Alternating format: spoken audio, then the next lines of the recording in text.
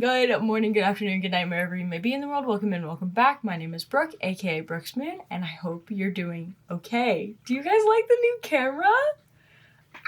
The quality is gonna get so much better. I got a new camera and I'm so excited to use it. I feel like a real content creator now, if that makes any sense. But it is that time again of the year, at that point where I talk about all the books that I've read, but this time it's on time, kind of. Sort of, maybe. We're gonna call this a spring recap video, considering that the first day of summer is in 2 weeks. So it's a spring recap video, but we're not including March in that. This is everything that I've read in April and May. In the last 2 months, I've read a total of 8 books, which is not as many as I wanted to read. Like at all. I was so focused on getting Marauders video out that I just wasn't reading. I was just solely editing and also scripting that video, then recording that video, then editing that video, and it just consumed my every thought in April. According to Goodreads, I'm halfway through my reading goal and it is only the end of the 5th month of the year. I have a very good feeling I'm gonna have to up that and raise it by a good bit. Because I think by the end of June, hopefully, I'm gonna have more than halfway done, a good chunk of it, so I can just be raised to a whole nother level. I am trying to be outside more during the summer, so I'm trying to read more outside and just be in the sun. We'll see. I don't know. We'll see. I have no idea. Hot girl reading summer. That's the goal this year. So this video is going to kind of be all over the place because when I organize my recap videos, I organize them in the order in which I read books. And I am a mood reader, so I will be reading about 3 books at a time. This is what it is. It's gonna be a little chaotic, but you know what? Would it be a Brooks Moon video if it's not? No, it wouldn't. Let's get into these books. These 8 books that I read. Past few months, I was really struggling with reading and finishing books. It's embarrassing for me because I'm just a very ambitious person. I know most people don't read that much in 2 months. The first book that I read was American Spy by Lauren Wilkinson, and this is a book that I have had on my shelf for a very, very, very long time.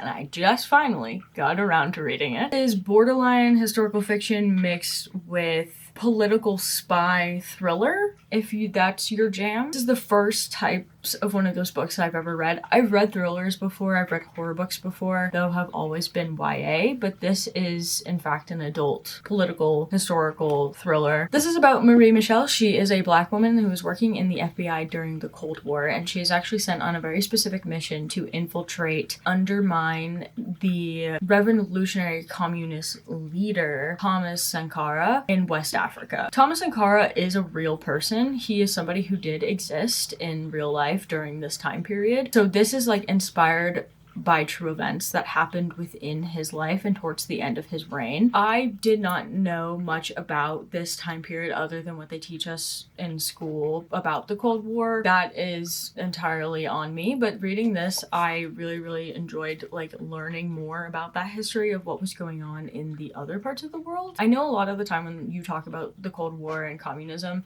they mainly focus on the US and Europe. West Africa and Africa is just not usually a conversation that is had. Neither is South America. But communism was a fear around the world. If you know about the big scare in US history, that's kind of what was happening all over the world, especially because the United States has been known notoriously for sticking their noses in shit that doesn't apply to them. And that had a lot to do with all of these developing countries in Africa. They were getting involved in their governments when they shouldn't be. That's what this book is talking about as well. Like I said, this is usually not the type of book that I read. I usually steer very, very far away from books that heavily talk about political spheres, especially in other countries, when they are working in fiction. That's just because I tend to get very confused, because a lot of the time, books that have political spheres that are newer to the audience, you're given a lot of information all at once, and sometimes it's very hard for me to process all of that information. It takes a second, I get confused trying to figure out the rules of what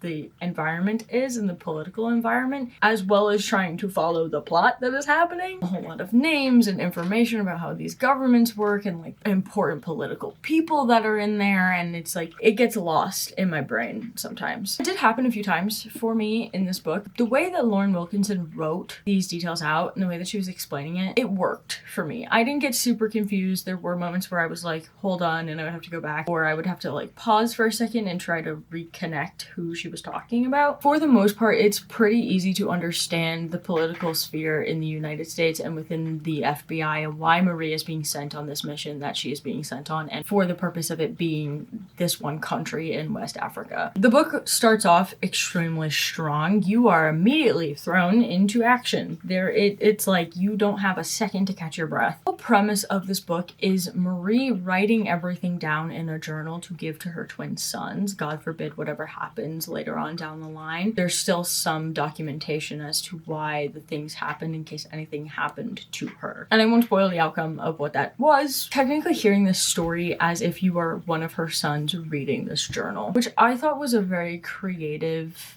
way to lay out this story, because it really does put you directly into this story and experiencing it with Marie, as well as like if you had your own parent tell you a story like this, that's how you are ingesting it. If that makes any sense. I feel like that I'm making this sound more complicated than it actually is. For the most part, I did really like the writing style in this book, because like I said, it's jam-packed with action and detail and what's going on, and Marie is a very reliable narrator. There were times I did get bored. There were parts of the story where I was like, okay, I don't really care, and that had to do with like other cases that are connected to why she's being sent on this mission in the first place. I know it was to give like backstory and background, but I was more invested in the like actual case and stuff when she was in West Africa and everything that unfolded there and how it unfolded there. Really enjoyed the subplot of her family and with her sister. Those were some of my favorite moments in this book, was when she was talking about her sister and them growing up, because you see how her relationship with her sister affects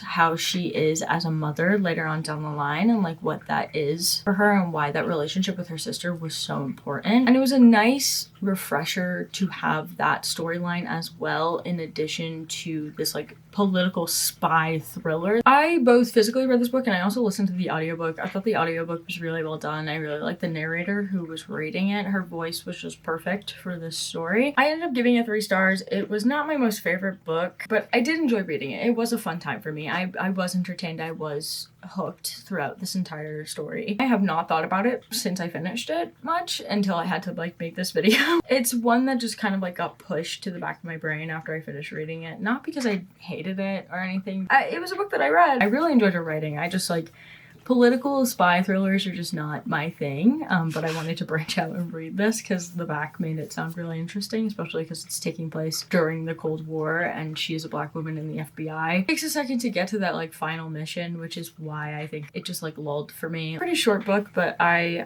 liked it. I didn't hate it. It was a pretty average read for me. This kind of like thriller vibe, I decided to take a step back from adult thrillers, and I was slowly feeling myself getting into a reading slump because American Spy took me a while to read. I had 2 other books that I started that I was slowly getting through, and I was just kind of like trudging along. I need something that I know is going to have my attention and I'm going to consume pretty fast. And I was like, you know what? You can't go wrong with a YA thriller. So I then moved on to A Good Girl's Guide to Murder by Holly Jackson. Like I said, all the books before this one took me weeks to get through. Like, it was the longest I had been reading books at a time. I had multiple books I was reading at a time. I was getting through them very slowly. But this book, I read this in 3 days, which was the fastest I had consumed a book in a very long time. Ripped me out of this slowly impending reading slump that I was having. The power authors in Holly have to drag me out of a reading slump kicking and screaming is incredibly impressive, because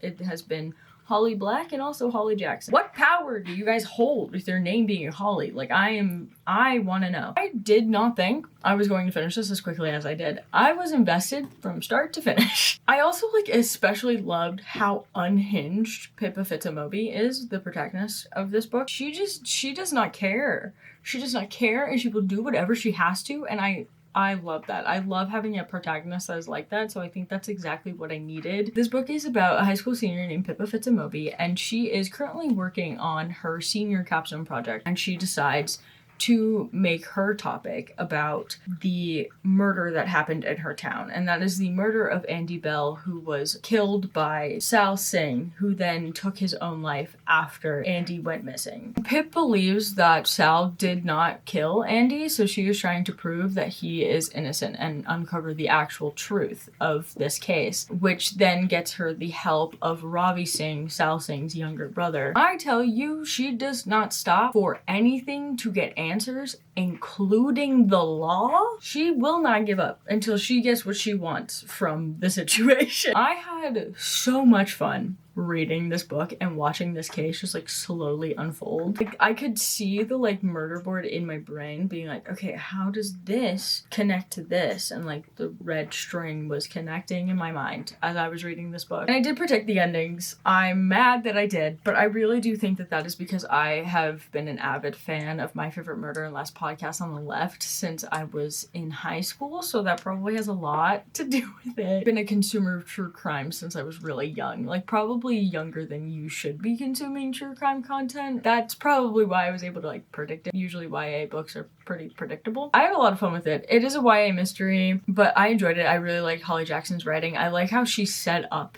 this book because in between like the obvious third person writing of Pippa, you also have her like actual notes and files and transcripts of interviews and stuff, and like all these like little like pieces that are throughout the book that I thought was a really fun addition to add into this book. It made it very YA, but it made it more interesting to read because you're switching between first and third person, which made you, the reader, be like fully invested in this case. Like you were fully there with Pippa. I give it 4.5 stars. I was absolutely in love with these characters. Ravi Singh, you will forever hold a special place in my heart. And I love Pippa, even though she's absolutely insane and unhinged. I adore her. I did not know that this was being adapted into a show and that this is coming out July 1st. Literally the trailer I think came out 2 days ago, and I fear I'm going to be really annoying like when it comes out because I thoroughly enjoyed this book and I'm really excited to see how they adapted it. Also, I did not know Holly Jackson was British. Maybe I'm just dumb and I wasn't paying attention, but like, doesn't this take place in the US? Like, does this not take place in the US? Because they didn't film the show in the US. It was filmed in the UK. Because like, I was picturing like perfect suburban town while I was reading this book. Learning Holly Jackson was British felt like a jump scare. I don't know if anyone else also felt that way. Not long after finishing A Good Girl's Guide to Murder, I remembered that I like reading and that I am literate and I can read books. And so I finally finished reading The Duke and I. I read it on my Kindle, look at my beautiful Kindle and her wonderful stickers. I love them. Which is the first of the Bridgerton books. I had been meaning to read these for quite some time, but I just never got around to purchasing them. And then I saw that the first 3 are on Kindle Unlimited, and I got a Kindle for my birthday, so I was like, you know what? I might as well just read these books. I was trying to get my hands on something Bridgerton related while I was waiting for season 3 to come out. Again, this was back in April. I don't think I would have enjoyed these books or even pick them up if I did not watch the show first. The writing is kind of mid.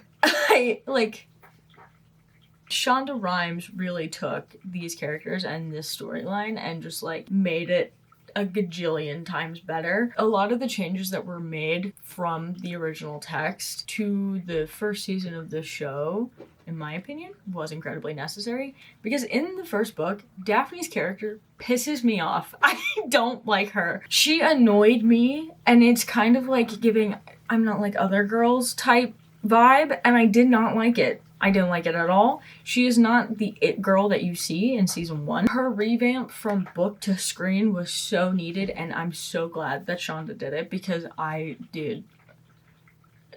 no. Choices that she makes in the book made me even more angry than they do in the show. even though they made me very angry in the show, because it is very problematic, and that's a whole separate conversation, though, that many people have had, but I don't think I will give any more thoughts that are groundbreaking if I even try to give my 2 cents on that. I don't know, like, her choices in the book versus, like, the show made me even more angry, even though I knew what she was going to do, because her character in the book is just slightly more annoying. That was just my opinion. And the plot pretty much unfolds the exact same way it does in season 1, so I knew what was going to happen. There's a lot less side plots because you're just solely in Daphne and Simon's POVs, and you don't ever break away from those. I didn't hate reading it. I really do think that if I didn't watch the show first and I read the books first and then watched the show, I would not have liked the books as much. I do think this is like truly one of the better adaptations from book to screen, especially given like what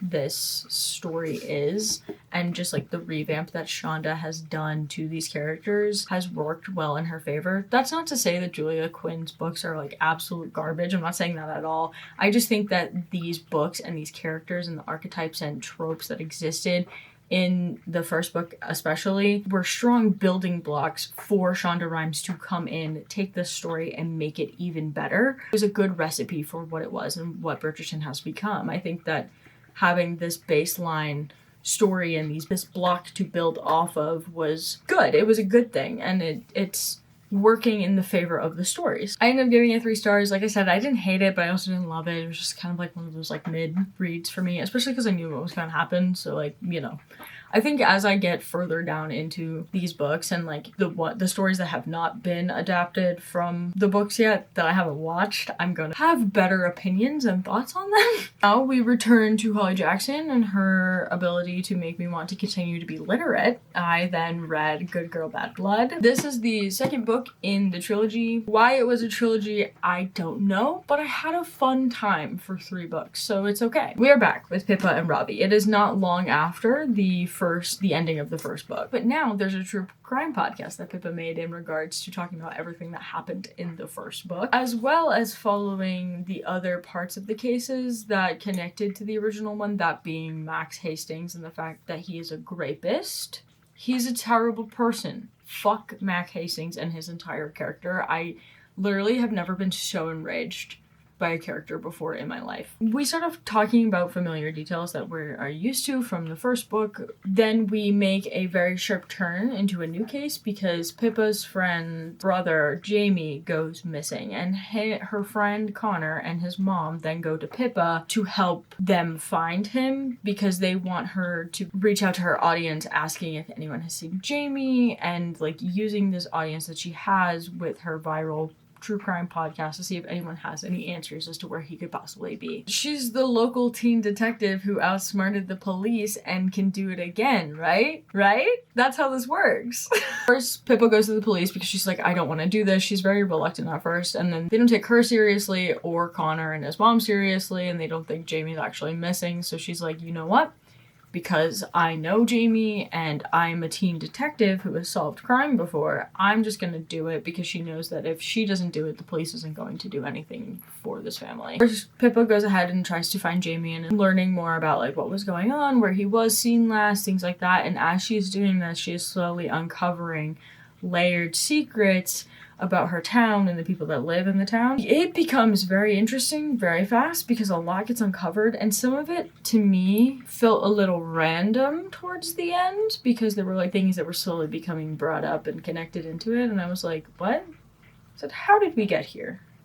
A man is missing and now we're here. I'm confused. But yet again, I was able to predict the ending and it made me really mad. I don't know if I'm just like paying really good attention or the fact that this is just, it's a YA book, so I've just, you know, it's not really written to be super confusing and like, aha, I got you, you know what I mean? Same thing that happens to me that I've done with Holly Black's books as well. You will be relishing in like the fact that you figured out the twist before it happens, but then something else will happen and my jaw will be in the depths of hell because I didn't expect that thing to happen.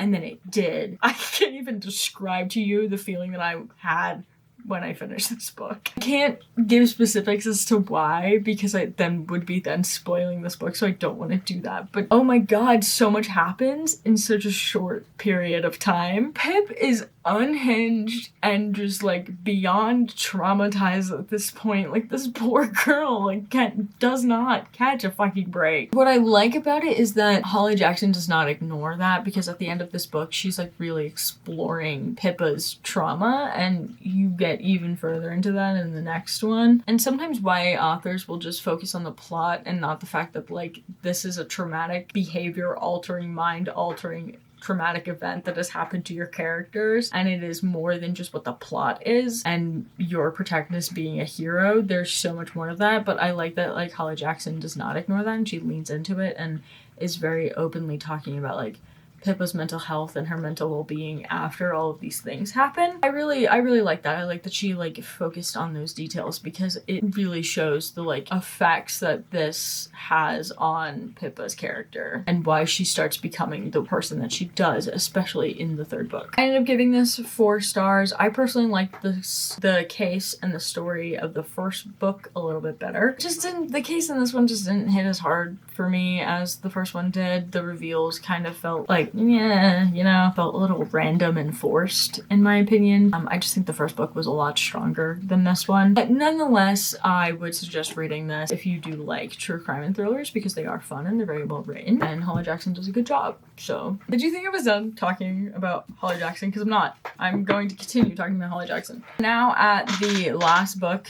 in this trilogy, which is As Good as Dead. My gosh.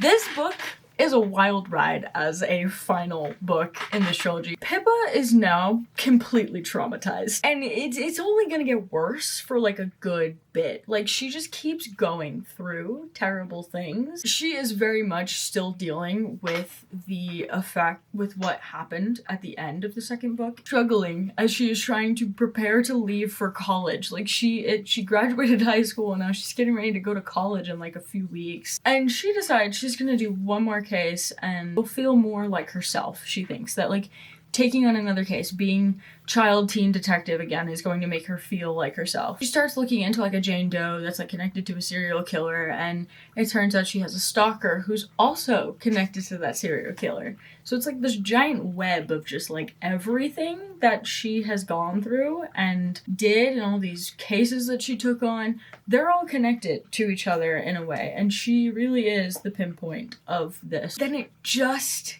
keeps getting worse. We're very much able to predict who the serial killer is. It's revealed halfway through the book. I was not expecting that to happen. It's very obvious with like all the details that like she's uncovering. Pippa thinks it's someone else, but you, the reader, I think are supposed to know that it's not. Maybe I'm wrong here. Maybe you are supposed to think it's the person that Pippa thinks it is. I was like 100 pages in and I was like, I already know who the serial killer is. Not much had been revealed at that point. I was like, it's this person. And then I was right. And I was like, like, why was it that obvious? It made me so mad. But then something insane fucking happens that I was not expecting. Like I said, relishing in the fact that I got the thing right. Then something crazy happens, and I'm sat there aghast. My mind blown, losing it.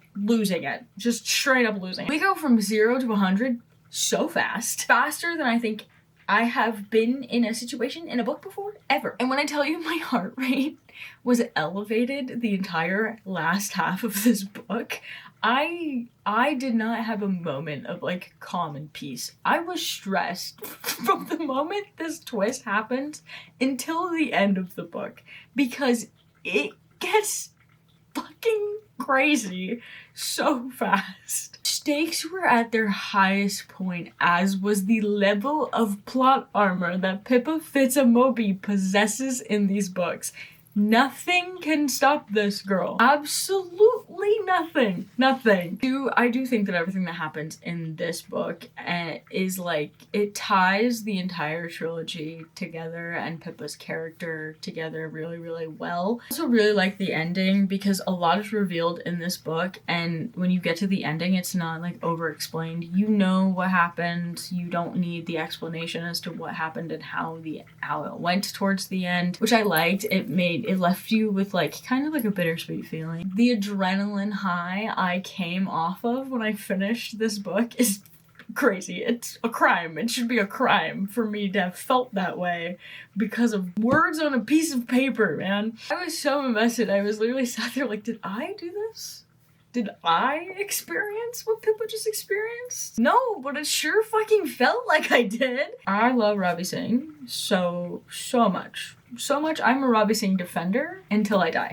Okay, that's all. I ended up giving it 4 stars just because I hated how much I was able to predict the first half of the book, and then you have the second half of the book that kind of just like goes off the fucking rails. The first half I was like, I know exactly where this is going, and then you get to the second half and then you're like, oh god, never mind, we don't know what's going on. What the fuck is happening? What is the plan? Where are we?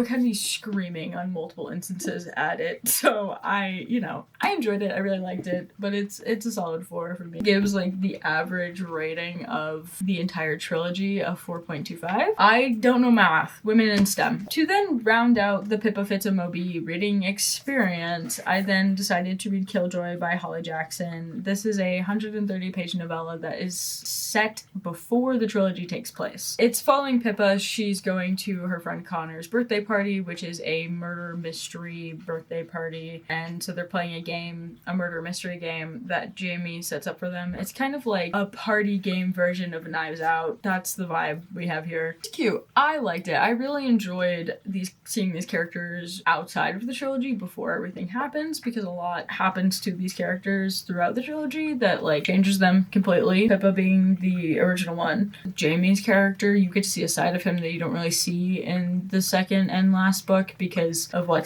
the circumstances are and what's going on. It's just a bunch of friends hanging out for their friend's birthday who decided to have a murder mystery party. Like it's fun. Like it's a silly little read. It's really obvious to me that it was written after she finished the last book because there are nods to things that happen throughout the trilogy that like were silly little jokes that were embedded in there. Depending on if you read this before the series or if you read it after the series, will change how you interpret some of the things that she has written in this book, which I thought was very creative. I gave it 4 stars. It was a silly little read. It was 130 pages. It felt like a reward after experiencing everything that you experienced with Pippa in the trilogy. So in my reading vlog, I got fairly far in this book, but I didn't finish it, and that was People We Meet on Vacation by Emily Henry. I then did finish it a few days later after I slept. Emily Henry is one of those authors that I started reading this year, and it started with Beach Read, and I have been told to read her books in publication order, so that's what I'm doing. So People We Meet on Vacation was published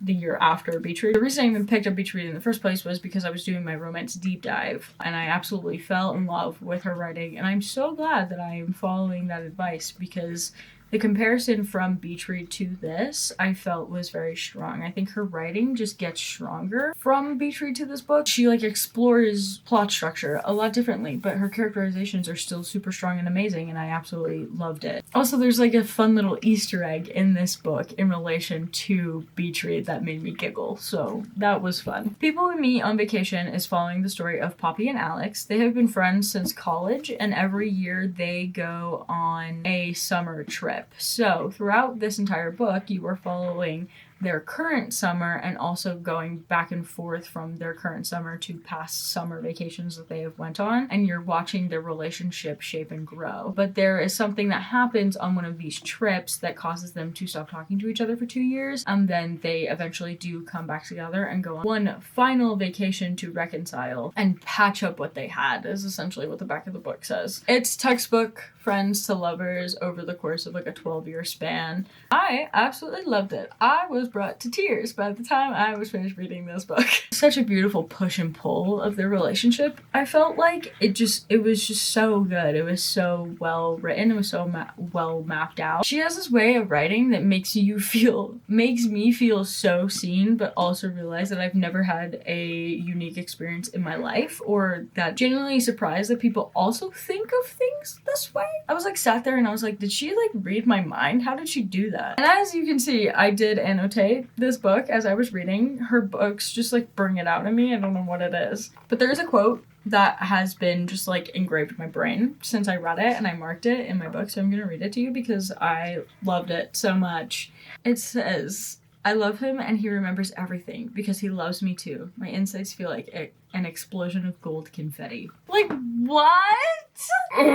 Oh my god, Emily Henry, the woman that you are. I'm giving this 4.5 stars. It would have been 5-star read to me if Alex didn't say some stupid shit at the end that pissed me off and made me sad. So, with like 4 pages left of the book, and I was like, there's no way that this ends poorly.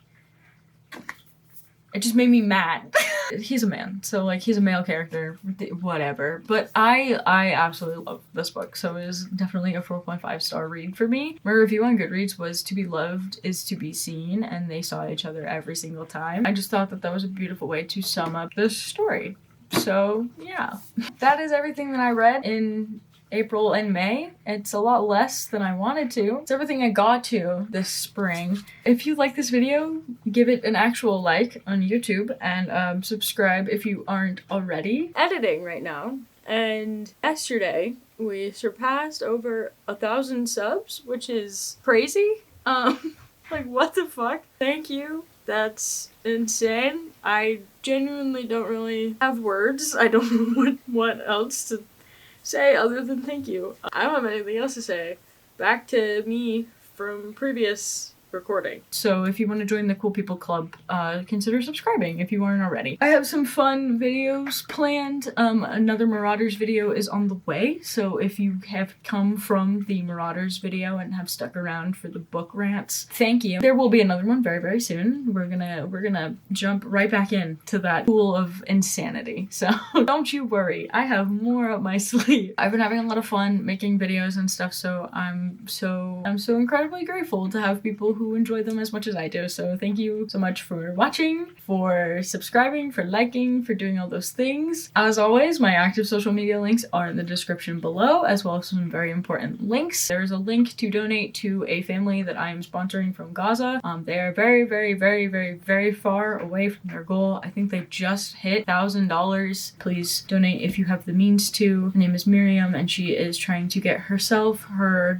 younger daughter, and her parents out of Gaza to safety. I just want to be able to use my tiny little platform as much as I can to talk about this because it's super important. I'm not going to shame you for not knowing what's going on, but there are resources in my description to learn about what's happening. Educate yourself, take care of yourself, follow me on social media if you want to. Do something nice for yourself today, and remember you are loved, especially by me, and I will see you guys in the next one. Bye-bye.